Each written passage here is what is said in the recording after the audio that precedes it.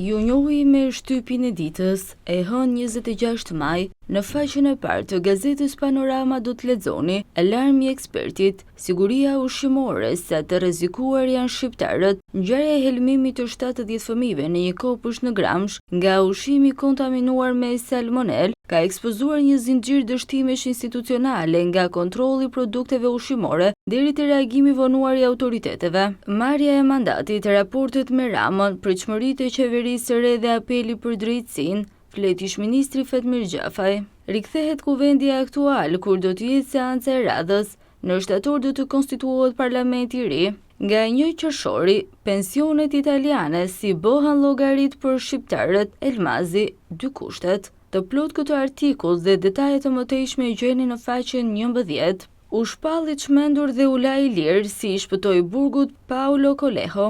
Përcillet Piro Milkani, i biri tregon momentet e fundit të regjizorit. Nga Ulsi Manja do të lexoni opinioni me titull Si e kam njohur unë Arten Lamen. Një tjetër opinion vjen në brendësi, leksioni kancelarit Merz në Tiranë. Këto e të tjera i gjeni të zgjeruara në brendësitë e gazetës Panorama.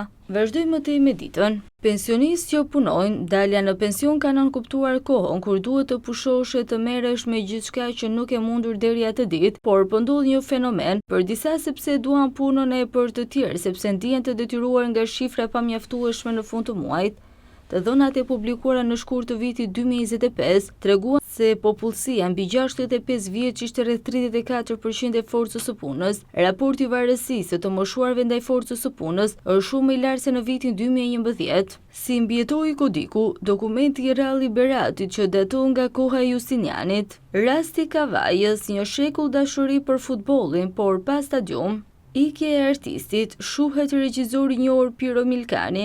Analizë, tragjedia e Macronit, premtimi i hershëm që ja la vendin polarizimit dhe zemërimit. Kosova e trazuar nga rasti maturanti serb. Analiza e Fred Abrahams, sjellja e Europës me Shqipërinë 28 vjet më parë dhe tani, të përfundosh duke u rryer popullin. Analizë, mos prisni që të jetë nga 81 vjeçari dëshpëruar që e kupton se nuk ka asnjë shans, jo vetëm që të qeverisë të vend, por as të heq njollat e turpit përpara vdekjes. Këto ishin artikujt në faqen e parë të gazetës Dita. Eci motej me Telegrafin që çelet me kryartikullin, ushqimet nga jashtë dhe prodhimet e vendit që po helmojnë shqiptarët. Fëmijët hanë në pjatën e babëzisë së krimit ushqimor të certifikuar nga AKU-ja. Presidenti Begaj takohet me zëvendës sekretarin e shtetit të SBA-s, ftojmë investitorët amerikan, Shqipëria ofron mundësi.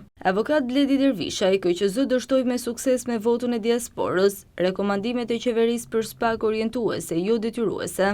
Celibashi dhe milionat elektorale, DHL shkeli kontratën 11 milion euro për votën e diasporës, fakti dëshmoj se zarfet përfunduan në librari. Vazhdojmë më tej me politik. Rama, Shqipëria vendi mundësive për investime dhe zhvillim. PS feston sot fitoren te Pallati i Brigadave.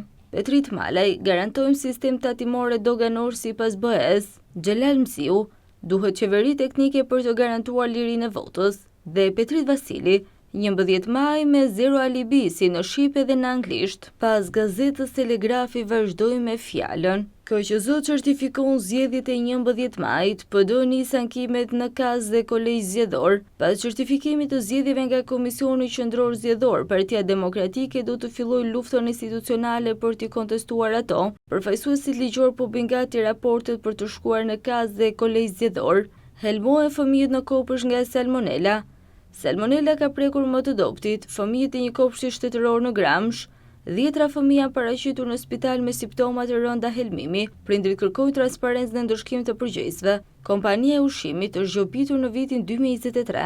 Analizë, Kosova pa kuvend të ri edhe pas përpjekjes së 21. Koment. BRSS-ja pushtoi Europën lindore duke e quajtur këtë çlirim. Rusia po përsërit të njëjtin krim në Ukrainë. Piro Milkani, jeta si kineast në dritën e projektorit. Këto artikuj i gjeni të zgjeruar në brendësi të gazetës, e si gjithmonë në fund Panorama Sport. Kombëtarja luftë për një vend. Silvinjo zbulon sot emrat që do të grumbullohen për sfidën me Serbinë dhe Letoninë. Bruti kalonte U21, i hap rrugën një tjetër lojtari. Braziliani pritet të surprizojë me një futbollist nga Superiorja. Laçi me Eurogol dhe Uzuni me asist. Balliu bën histori me Vajekanon. Sulmuesi Çinari beson përfaqësuesja është qershia mbi tort. Partizani, Gegas, Kuka i mirëpritur por në versionin 1.